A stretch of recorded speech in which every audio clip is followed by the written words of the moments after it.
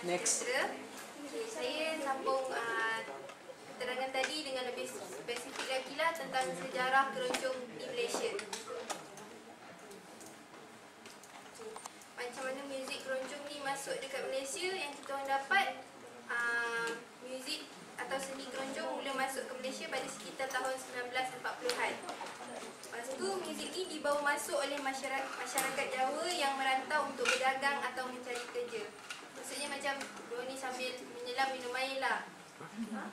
Macam selain mereka mencari nafkah, mereka juga membawa kesenian mereka. Maksudnya macam diorang datang sini sebab ni nak cari nafkah, tapi diorang sambil tunjuk kesenian diorang lah.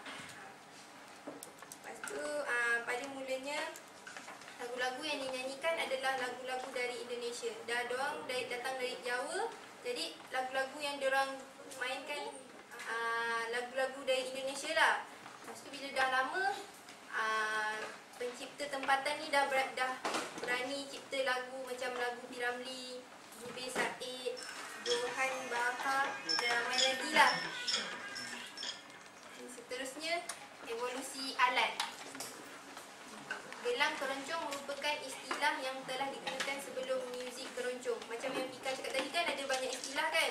Gelang keroncong, nasi keroncong semua tu. Perut keroncong. Ukulele merupakan asal muzik keroncong. Inilah ukulele ni. Lepas tu ukulele diiringi oleh tempurung kelapa, kentong, bambu dan sebagainya. Masa tu tak ada lagi lah alat-alat ni. Yang lain ni, jadi dia guna tempurung kelapa dengan kentong bambu untuk iring ukulele ni. Kentong bambu tu apa? Kentong bambu. Macam bambu. Macam bambu lah. Bambu. Pada awal abad ke-16, alat muzik rebana dimasukkan ke dalam alat muzik keroncong. Pada abad ke-16 ni baru diorang masukkan alat muzik rebana. Kemudian masuk pula alat muzik mandolin pada abad ke-19. Dalam ni ada mandolin tau, tapi dah tak ada link pula. Nanti kita orang tunjuk gambar mandolin. Pada tahun 1930, kita orang ada dapat dapat maklumat ni tentang keterangan Supardi dari radio orkestra Surakarta. Dia cakap harmonika digunakan sebagai alat yang memainkan melodi pada masa tu. Lepas tu violin pun digunakan sebagai alat untuk memainkan melodi dalam keroncong.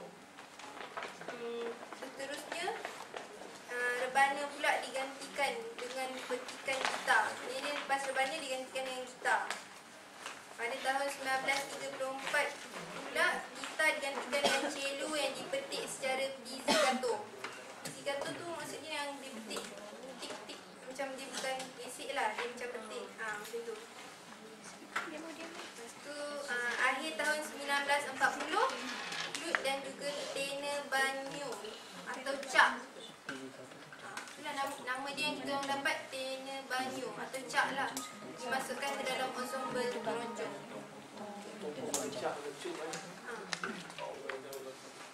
Seterusnya akhir sekali dia dah dapatlah satu ensemble yang alat-alat dia biola, seruling, gitar, ukulele atau cuk, tenor banyo, cak, cello dan double bass. Itulah alat-alat yang finally dia dapat dalam ensemble keroncong.